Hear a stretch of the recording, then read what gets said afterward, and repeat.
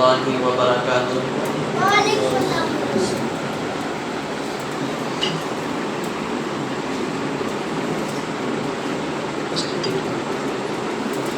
ان الحمد للہ نحمده ونستعینه ونستغفره ونعوذ باللہ من شرور انفسنا ومن سیئات اعمالنا من يهده اللہ فلا مضل له ومن يضلل فلا هادي له اشهد ان لا الہ الا اللہ وحدہ لا شریک له واشهد ان محمدا عبده ورسوله اما بعد فان خير الحديث كتاب الله وخير الهدي هدي محمد صلى الله عليه وسلم ان شر الامور محدثاتها وكل محدثة بدعة وكل بدعة ضلالة وكل ضلالة في النار اللهم صل على محمد وعلى آل محمد كما صليت على إبراهيم وعلى آل إبراهيم إنك حميد مجيد اللهم بارك على محمد وعلى آل محمد كما باركت على إبراهيم وعلى آل إبراهيم إنك حميد مجيد قد قال الله تبارك وتعالى في القرآن المجيد والفرقان الحميد أعوذ بالله السميع العليم من الشيطان الرجيم من همزه ونفخه ونفسه بسم الله الرحمن الرحيم خذ العفو وأمر بالعرف وعارض عن الجاهلين وقال النبي صلى الله عليه وسلم انا زعیم فی اعلی الجنۃ لمن ترک المراء ولو کان محقا۔ پچھلے خطبہ جمعہ میں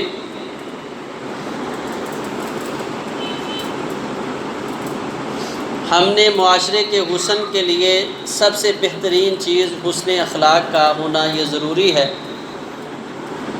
اس کے بارے میں چند ایک گزارشات کی تھی کہ حسن اخلاق اس کے کئی زاویے کئی درجے ہیں۔ ایک درجہ یہ ہے کہ انسان سے اگر غلطی ہو جائے، کسی دوسرے مسلمان بھائی کو تکلیف پہنچا دی جائے، اپنی زبان یا اپنے ہاتھ سے دوسرے مسلمان بھائی کی دل آزاری کی جائے، تو ایک مسلمان کا اخلاق اس بات پہ دال ہوتا ہے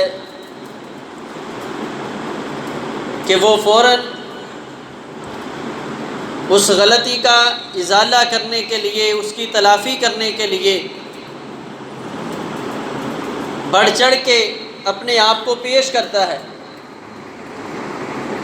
حتیٰ کہ اس کا ازالہ کرنے کے لیے اس کو معافی مانگنا پڑے، اس کو کوئی چیز اس کو بطور تحفہ دینی پڑے، بہر صورت کسی نہ کسی طریقے سے دوسرے مسلمان بھائی کو راضی کرنا یہ ایک مسلمان کے اخلاق کا حق اور فریضہ بنتا ہے۔ بعین ہی اسی طرح جس طرح میں یہ سمجھتا ہوں کہ انسان ہونے کے ناطے مجھ سے غلطی ہو سکتی ہے، انسان ہونے کے ناطے مجھ سے خطا ہو سکتی ہے، چاہتے نہ چاہتے ہوئے کسی بھی انداز میں میں کسی دوسرے مسلمان بھائی کو تکلیف دے دیتا ہوں، اور پھر مجھے احساس ہوتا ہے، تڑپ ہوتی ہے، میری یہ چاہت ہوتی ہے کہ میں اس کا فوراً سے ازالہ کروں۔ اسی طرح جو دوسرا مسلمان بھائی ہے اس سے بھی غلطی ہو سکتی ہے، اس سے بھی خطا ہو سکتی ہے، وہ بھی آپ کی دل آزاری کر سکتا ہے۔ تو مسلمان کا حق اور وطیرہ کیا ہے اللہ کی رضا کے لیے جس طرح وہ اپنے لیے معافی کو پسند کرتا ہے، اسی طرح اپنے دوسرے مسلمان بھائی کو بھی معاف فرما دے، یہ حق ہے۔ اور اللہ تبارک و تعالیٰ نے اس چیز کا حکم اپنے پیارے نبی جناب محمد الرسول اللہ صلی اللہ علیہ وسلم کو دیا، فرمایا خذ العفو وامر بالعرف واعرض عن الجاہلین۔ اے پیارے نبی جناب محمد الرسول اللہ صلی اللہ علیہ وسلم، میں اللہ آپ کو اس بات کا حکم کرتا ہوں، خذ العفو، معافی کو آپ لازم پکڑ لیں۔ ہر صورت آپ کے اندر یہ وصف، یہ خوبی ہونی چاہیے کہ میں نے دوسرے مسلمان بھائی کو معاف کرنا ہے۔ جس طرح اپنے لیے معافی کو پسند کرتے ہو تو آپ کے اخلاق کا تقاضا یہ ہے دوسرے مسلمان بھائی کو بھی معاف فرما دیں۔ اور نبی علیہ الصلاۃ والسلام نے 3 مرتبہ قسم اٹھائی، سنن نبی داود، آپ نے فرمایا ثلاثۃ اقسم علیہن، اے میرے صحابہ 3 باتیں ہیں اللہ کی قسم اٹھا کے کر رہا ہوں، ذرا آپ ٹھنڈے دماغ کے ساتھ سوچے، رسول اللہ صلی اللہ علیہ وسلم کو قسم اٹھانے کی ضرورت ہے؟ جن کی وحی، جن کی گفتگو، جن کی بات، جن کے نطق کے بارے میں اللہ کہیں وما ینطق عن الہوی ان ہوا الا وحی یوحی، جن کی بات اور فیصلے کے بارے میں اللہ کہے فلا وربک لا یؤمنون حتی یحکموک فیما شجر بینہم، اگر انسان اللہ اور اس کے رسول صلی اللہ علیہ وسلم کے احکامات، آپ کی باتوں کو سننے کے بعد دل کے اندر ذرا سی بھی اس کے تلخی آ جاتی ہے، اللہ فرماتے ہیں مجھے قسم ہے آپ کے رب ہونے کی، یہ بندہ مسلمان ہی نہیں۔ آپ کی بات کو تسلیم کرنا ہر مسلمان کا حق اور فریضہ ہے، اس کے باوجود آپ نے یہ قسم کیوں اٹھائی ہے؟ اور پھر فرمایا فاحفظوہن، اچھے طریقے سے یاد کر لو ان باتوں کو۔ یہ حدیث بڑی طویل، بڑی تفصیل والی ہے، بہرحال ہمارے خطبے کے ساتھ اس کا جو تعلق ہے، نبی علیہ الصلاۃ والسلام نے فرمایا مجھے اللہ کی قسم ہے ما زاد اللہ بعفو الا عزا، میں اللہ کی قسم اٹھا کے یہ بات کہتا ہوں جس بندے میں یہ خوبی آ جائے کہ وہ دوسرے مسلمان بھائی کو معاف کرنا شروع کر دے، اللہ اس کو اور کسی چیز میں نہیں، عزت میں دن دگنی رات چگنی ترقی عطا فرما دیتے۔ اگر عزتیں چاہتے ہو دنیا اور آخرت کی، کیجئے معاف ایک دوسرے کو، کیوں؟ یہ اللہ کا حکم ہے، خذ العفو وامر بالعرف۔ ہم کس بنیاد پہ کھڑے ہیں؟ پیغمبر علیہ الصلاۃ والسلام جن کی زندگی ہمارے لیے بہترین نمونہ ہے، صحیح البخاری میں اللہ کے پاک پیغمبر جناب محمد الرسول اللہ صلی اللہ علیہ وسلم، نبی علیہ الصلاۃ والسلام غزوہ بنو مستلق سے واپس آ رہے تھے، راستے میں ایک جگہ پڑاؤ کیا، صحابہ نے دیکھا کہ ایک گھنا درخت ہے، سائے دار درخت ہے، صحابہ اکرام نے نبی علیہ الصلاۃ والسلام کی عزت اور تکریم میں اس درخت کو نبی علیہ الصلاۃ والسلام کے لیے خالی چھوڑ دیا۔ اللہ کے نبی علیہ الصلاۃ والسلام آئے، گھنا درخت تھا، آپ نے اپنی تلوار اتاری، درخت کے ساتھ لٹکائی اور نبی علیہ الصلاۃ والسلام خود لیٹ گئے۔ تھوڑی دیر کے بعد نبی علیہ الصلاۃ والسلام کی آنکھ کھلی، جیسے کوئی شخص اٹھا رہا ہے، تو دیکھا سامنے ایک آدمی نبی علیہ الصلاۃ والسلام کی تلوار لے کے کھڑا ہے۔ کون ہے یہ؟ یہودی ہے، جان کا دشمن ہے، قتل کرنے کے لیے تیار کھڑا ہے۔ جیسے ہی نبی علیہ الصلاۃ والسلام کی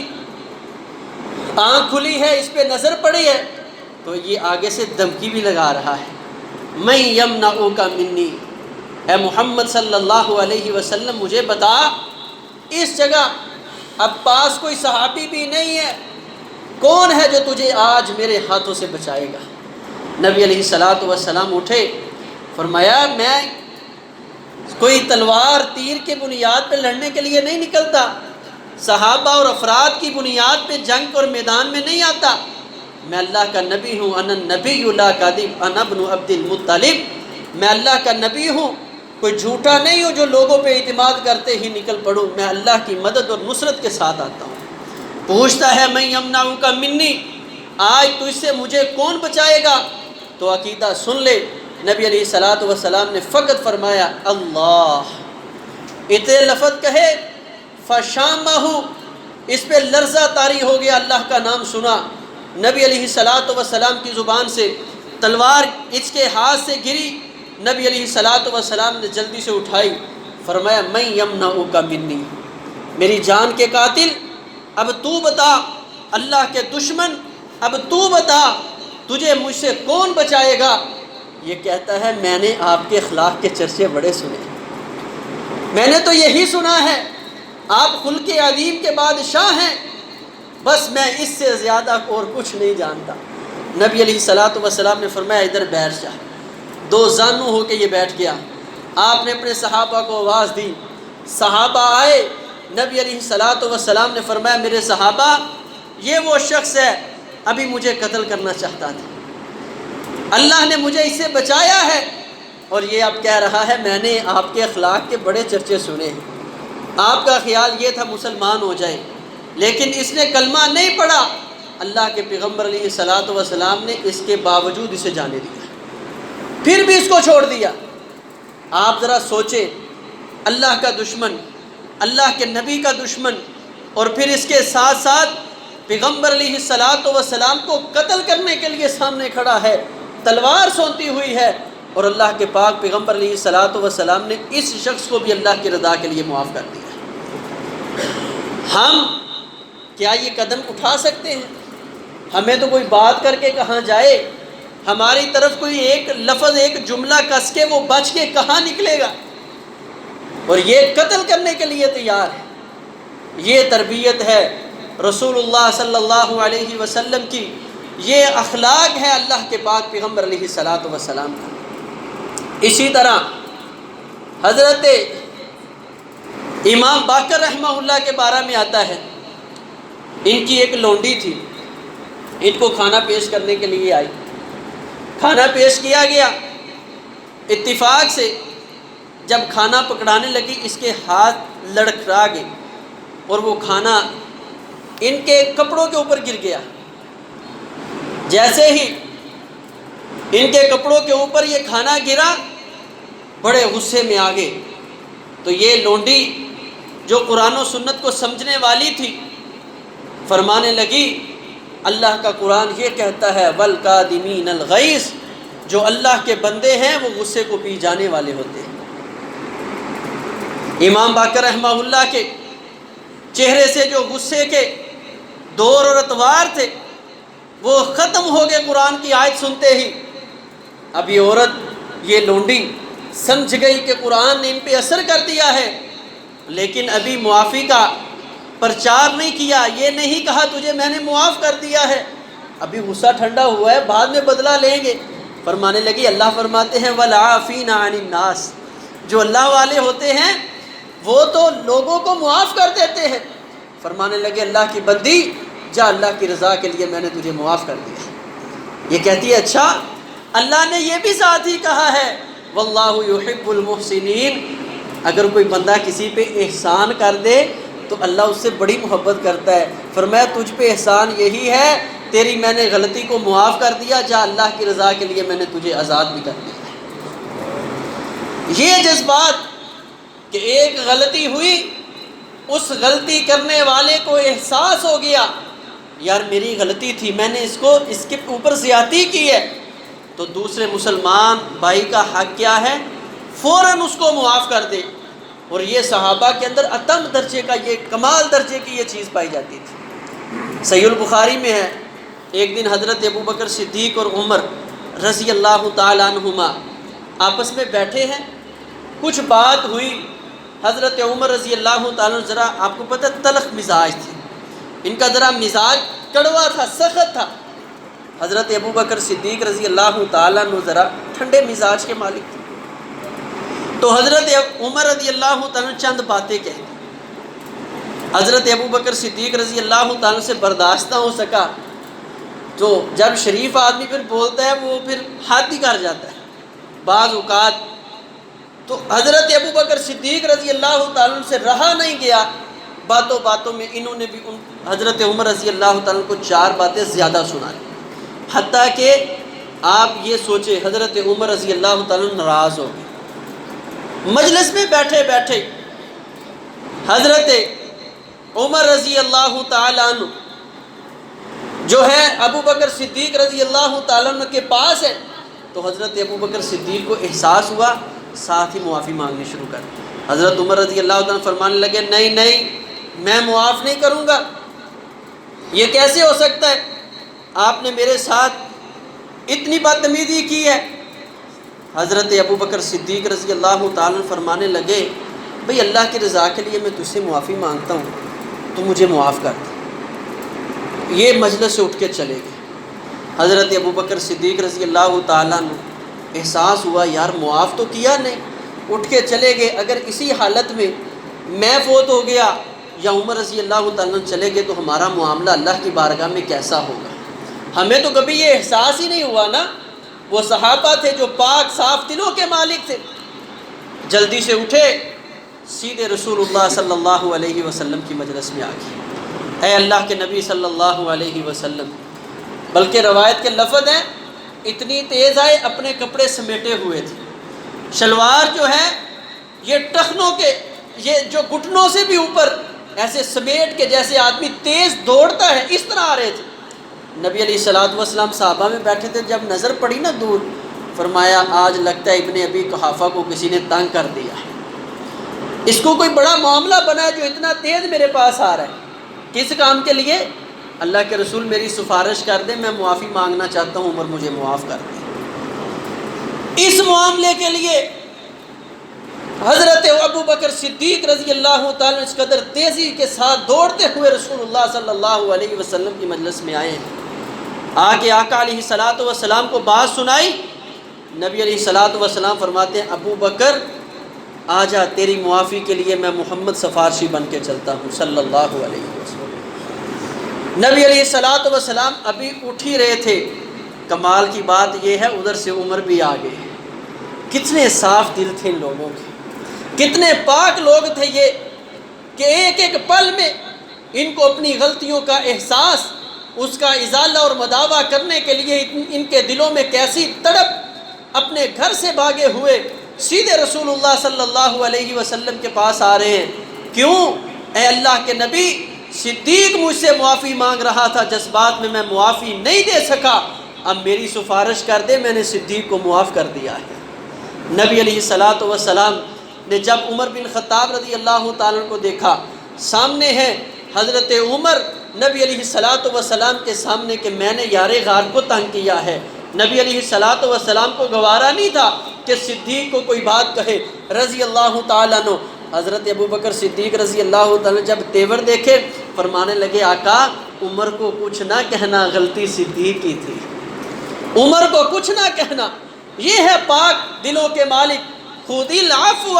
ہر کسی کے دل کے اندر یہ جذبہ ہے میں ایک دوسرے کو معاف کر دوں، میں ایک دوسرے سے معافی مانگ لوں۔ یہ معاشرے کا جو حسن ہے، آپس میں محبت، آپس میں پیار، آپس میں عقیدت، ان عقیدت اور محبت سے بری ہوئی زندگیوں کے اندر ہم بھی اپنی زندگی گزار دیں، نفرتوں سے، ایک دوسرے کے ساتھ قدورتوں سے، ایک دوسرے کے ساتھ دلوں کے اندر ضد اور عناد رکھ کے، دشمنیاں رکھ کے زندگی بسر کی تو وہ کون سی تھی؟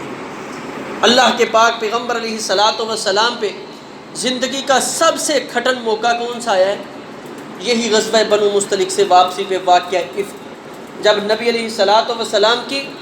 بیوی ام المؤمنین اماں جی عائشہ صدیقہ رضی اللہ تعالیٰ عنہ پہ تہمت لگی، منافقین نے الزام لگایا۔ چند صحابہ حضرت مصطح بن اساسہ اور حسان بن ثابت رضی اللہ تعالیٰ عنہما،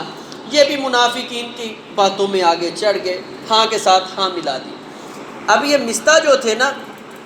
یہ بڑے کمزور تھے، بہت انتہائی کمزور آدمی تھے، اور حضرت ابو بکر صدیق رضی اللہ تعالیٰ عنہ کے خالہ زاد بھائی لگتے ہیں، بعد نے لکھا ہے بھانجے لگتے تھے، یعنی بڑا قریبی رشتہ تھا مصطح کا ابو بکر صدیق رضی اللہ تعالیٰ عنہ کے ساتھ۔ اور یہ بدری صحابی مہاجر تھے، اللہ کے پاک پیغمبر علیہ الصلوۃ والسلام کے ساتھ محبت کرتے ہوئے جب انہوں نے ہجرت کی ہے تو گھر بار سارا کچھ ویسے ہی چھوڑ کے آگے صدیق رضی اللہ تعالیٰ نے ایسے لوگوں کی کفالت کی ذمہ داری اپنے سر لی ہوئی تھی۔ اب جب واقعہ افک میں اللہ تعالیٰ نے برات کا اعلان کر دیا اماں جی عائشہ صدیقہ رضی اللہ تعالیٰ عنہ کے بارے میں، تو حضرت ابو بکر صدیق رضی اللہ تعالیٰ کو غصہ آیا، فرمایا کہ بات میری نہیں ہے، میری بیٹی کی نہیں ہے، یہ اصل میں حملہ تو رسول اللہ صلی اللہ علیہ وسلم کی ذات پر تھا، اور ایک مہینہ اللہ کے پاک پیغمبر علیہ الصلاۃ والسلام اس قدر پریشانی میں گزارا ہے، آپ کی پوری زندگی میں اس قدر پریشانی نہیں آئی کہ آپ اپنے چہرے پہ مسکراہٹ بھی نہ لاتے، اور جو سب سے زیادہ محبت اور پیار جس بیوی سے تھا عائشہ صدیقہ رضی اللہ تعالیٰ عنہ فرماتی ہیں میں حیران تھی کہ اللہ کے نبی علیہ الصلاۃ والسلام میرے ساتھ اس طرح کا سلوک کیوں کرتے۔ اب یہ ساری پریشانیاں صدیق کے سامنے، فرمانے لگے آج کے بعد جو مستح کا ماہانہ خرچ میری طرف سے جاتا تھا نا وہ مستح کو نہیں ملے گا۔ مستح کو سوچنا چاہیے تھا کہ ایک تو اللہ کے نبی کی بیوی ہے، صدیق کی بیٹی ہے، مسلمانوں کی ماں ہے، پھر اس شخص کی بیٹی ہے جو اس پہ ماہانہ خرچ کرتا ہے، اس نے کوئی ایک بھی تعلق اور رشتہ اور احسان یاد نہیں رکھا۔ آج کے بعد صدیق مستح پہ ایک پیسہ بھی خرچ نہیں کرے گا۔ ہم بھی یہی کہتے ہیں، ہماری بیٹی پہ کوئی تہمت اللہ نہ کرے لگائے، ہماری ماں بہن کے ساتھ اس طرح کو کوئی رویہ آ جائے، جو شخص ایسے معاملے میں شریک ہو، کیا ہم اس پہ خرچ کرنا پسند کرتے ہیں؟ ہم اس کو منہ لگانا بھی پسند نہیں کرتے، سلام لینا بھی پسند نہیں کرتے۔ حضرت ابو بکر صدیق رضی اللہ تعالیٰ نے یہ بات کہی، اللہ تبارک و تعالیٰ نے قرآن نازل کر دیا، فرمایا وَلَا يَأْتَلِ أُولُو الْفَضْلِ مِنْكُمْ وَالسَّعَةِ، اے نبی کے غلاموں اللہ تمہیں ایک پیغام دیتے ہیں، کسی فضل اور وسعت والے آدمی کے لیے یہ لائق نہیں ہے کہ وہ اس بات پہ قسمیں اٹھائے کہ اللہ کی قسم میں کسی مسکین کسی مہاجر کے اوپر خرچ نہیں کروں گا۔ آگے اللہ تبارک و تعالیٰ فرماتے ہیں الا تحبون ان یغفر اللہ لکم، اور نبی کے غلاموں کیا تم یہ نہیں پسند کرتے اللہ تمہیں معاف کر دے؟ حضرت ابو بکر صدیق رضی اللہ تعالیٰ فرمانے لگے بلا انی احب ان یغفر اللہ لی، اے اللہ صدیق تو یہی چاہتا ہے کہ اللہ صدیق کے ساری زندگی کے گناہوں کو معاف کر دے۔ فرمایا فَلْيَعْفُوا وَلْيَصْفَحُوا، اگر تم لوگوں اپنے لیے اللہ کی بارگاہ میں معافی کے طلبگار ہو تو پھر آؤ، اللہ کا پیغام یہ ہے فَلْيَعْفُوا، پھر تم بھی ان لوگوں کو معاف کر دو۔ حضرت ابو بکر صدیق رضی اللہ تعالیٰ فرمانے لگے، قرآن کی آیت سنی، فرمایا آج کے بعد پہلے مستح لینے آتا تھا، آج کے بعد صدیق اپنے کمر پہ بوجھ اٹھا کے مستح کے گھر دینے جایا کرے گا۔ فَلْيَعْفُوا وَلْيَصْفَحُوا، اللہ کی رضا کے لیے لوگوں کو معاف کر دو، اللہ کی رضا کے لیے جن سے زیادتیاں ہو جائیں، ظلم ہو جائیں، جب ان کو احساس ہو جائے اللہ کی رضا کے لیے ان کو معاف کر دیا کرو۔ یہ بہت بڑا ایک درجہ ہے اخلاق کا، اور اس درجے پہ رسول اللہ صلی اللہ علیہ وسلم نے اپنے جان کے دشمنوں کو، اپنے مال کے دشمنوں کو، عزت کے دشمنوں کو، آپ فتح مکہ سارا پڑھ لیں، کہیں آپ کو وحشی بن حرب ملے گا، اللہ کے پاک پیغمبر علیہ الصلاۃ والسلام فرما رہے ہیں اتنی تکلیف ہے، اسلام قبول ہے، لیکن میں تیرے پہ ترس کھاتے ہوئے یہ بات کہتا ہوں وحشی، ہو سکے تو میری آنکھوں سے اوجھل ہو جانا، میں نے تجھے معاف کر دیا ہے، لیکن وہ اپنے چچا کا کٹا پھٹا ہوا لاشا میری آنکھوں کے سامنے آ جاتا ہے، جاؤ، پیغمبر کی سیرت یہ ہے اپنے چچا کے قاتل اور جن کے وجود کا مسئلہ اور ٹکڑے کیے گئے ہیں اس کو بھی آج معاف کر رہا ہے۔ ادھر حبار بن اسود فرمایا تو وہی ہے جس نے میری بیٹی زینب کے پیٹ کے اندر خنجر کھونپا تھا، آج اللہ کا نبی فتح مکہ کے موقع پہ تجھے بھی معاف کر رہا ہے۔ کتنے ہیں؟ اکرمہ بن ابی جہل، فرمایا اکرمہ کتنا تو نے ظلم کیا ہے مسلمانوں کے خلاف، لیکن دیکھ اللہ کے پاک پیغمبر آج فتح موقع کے موقع پہ تجھے بھی معاف فرما رہے ہیں۔ پیغمبر علیہ الصلاۃ والسلام کی یہ ساری زندگی معافیوں سے بھری ہوئی ہے۔ لقد کان لکم فی رسول اللہ اسوۃ حسنہ، مسلمانوں کے لیے بہترین نمونہ جو ہے وہ اللہ کے نبی علیہ الصلاۃ والسلام کی زندگی ہے، اور نبی علیہ الصلاۃ والسلام نے فرمایا جو بندہ دنیا میں رہتے ہوئے کسی بندے کے گناہ کو معاف کر دیتا ہے، غلطی کو معاف کر دیتا ہے، اللہ کل قیامت کے دن اس بندے کو اپنے سامنے کھڑا کر لیں، بھئی تیرے پاس کیا عمل ہے؟ عمل تو کچھ نہیں، یہ ایک عمل ہے، اللہ تیرے بندوں کو میں معاف کر دیا کرتا تھا۔ اللہ فرمائیں گے میرا بندہ ہو کے میرے بندوں کو معاف کرتا تھا، یہ تو حق میرا ہے، جا آج تیرا کوئی حساب نہیں، میں اللہ نے تجھے بھی معاف کر دیا ہے۔ یہ بڑا جذبہ ہے، بہت بڑی ہمت ہے، اللہ ہمیں اپنے اندر اس ہمت کو پیدا کرنے کی توفیق عطا فرمائے۔ اور یہ سمجھیں معافی مانگ لینا اتنا بڑا کام نہیں ہے جتنا کسی کو معاف کرنا بڑا کام ہے۔ بندے کو غلطی کا احساس ہو جائے، کہتا ہے ٹھیک ہے جی میری غلطی، میں معافی مانگ لیتا ہوں، لیکن کسی کی غلطی کو معاف کرنا یہ بہت بڑا کام ہے، اور یہ اخلاق کی بہت اعلیٰ درجے کی سیڑھی ہے۔ اللہ تبارک و تعالی ہمیں اس پہ فائز فرما دے، ہمارے اندر یہ جذبہ، یہ دل، یہ شوق، یہ شدت اللہ پیدا فرما دے کہ ہم دوسرے مسلمان بھائیوں کی غلطیوں کو معاف کرنے والے بن جائیں۔ اپنی غلطی ہو تو اللہ ہمیں معافی طلب کرنے کی توفیق عطا فرمائے، اگر دوسرے کسی مسلمان بھائی کے ہاتھ، زبان سے، کردار سے کوئی ہمارے بارے میں زیادتی ہو گئی ہے، اللہ ہمیں اپنی رضا کے لیے اسے معاف کرنے کی توفیق عطا فرمائے۔ اقول قولی ھذا استغفر اللہ لی ولکم ولسائر المسلمین۔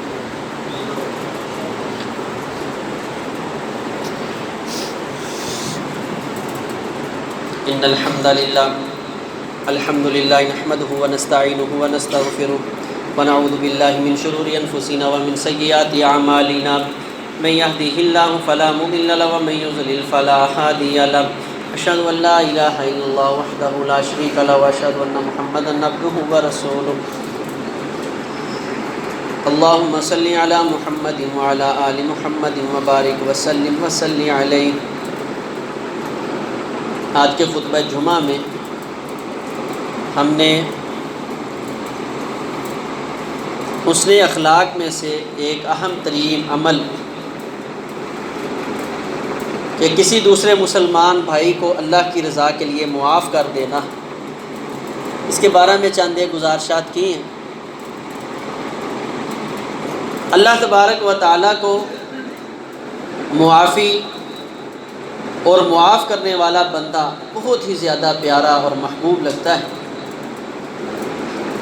اسی لیے رسول اللہ صلی اللہ علیہ وسلم نے فرمایا، ہم نے اس کی مثالیں اپنے خطبہ میں دی ہیں کہ جان کے دشمن، عزت کے دشمن، وقتی باتوں میں آپس میں ایک دوسرے کے ساتھ الفاظ کی زیادتی، لیکن نبی علیہ الصلاۃ والسلام اور صحابہ کی سیرت کیا ہے؟ سب کو معاف فرما دیا ہے۔ لیکن بعض اوقات ایک چیز سر کے اوپر سوار ہوتی ہے، جی دیکھیں میں اس کو کیسے معاف کر دوں، میں تو حق پہ ہوں۔ ایک ہے شریعت کی مخالفت، شریعت کی مخالفت نہ ہو، انسانی زندگی میں کسی نے آپ پہ زیادتی ہی کی ہے تو اس کو معاف کر دینا۔ رسول اللہ صلی اللہ علیہ وسلم نے فرمایا، انا زعیم فی اعلی الجنت، انا زعیم فی ربض الجنت لمن ترک المراء ولو کان محقا۔ نبی علیہ الصلاۃ والسلام نے فرمایا، جنت کے مین بازار میں، جنت کے مین بازار میں، دوسرے لفظوں میں سمجھ لیں کارنن والا پلاٹ بالکل چوک کے اندر، جنت کے جو شخص میں محمد کی ضمانت پہ لینا چاہتا ہے صلی اللہ علیہ وسلم، میں اللہ کا نبی ضمانت دیتا ہوں اس کا جنت کے مین بازار میں پلاٹ پکا، لمن ترک المراء ولو کان محقا، کہ کسی نے اس پہ زیادتی بھی کی ہے، ظلم بھی کیا ہے، حق بھی کھایا ہے، اللہ کی رضا کے لیے اس نے اس کو معاف کر دیا ہے۔ تو فرمایا میں اللہ کا نبی ضمانت دیتا ہوں کل قیامت کے دن جنت کے مین بازار سے اس کو جنت میں سے گھر لے کے دوں گا۔ تو حق پہ ہوتے ہوئے، زیادتی سہتے ہوئے، ظلم سہتے ہوئے، دوسرے لفظوں میں یوں کہوں چھوٹا بھائی ہو، حق اس نے مارا ہو، بدتمیزی اس نے کی ہو، لوگوں کے اندر ذلیل کرنے کی کوشش کی ہو، اللہ کی رضا کے لیے اس کو معاف کر دیں، میرا اللہ نبی کی ضمانت پہ کل قیامت کے دن مجھے اور آپ کو جنت کا وارث بنا دے گا۔ اللہ تبارک و تعالی ہمیں یہ جذبہ، یہ محبت اپنے دلوں میں پیدا کرنے کی توفیق عطا فرمائے۔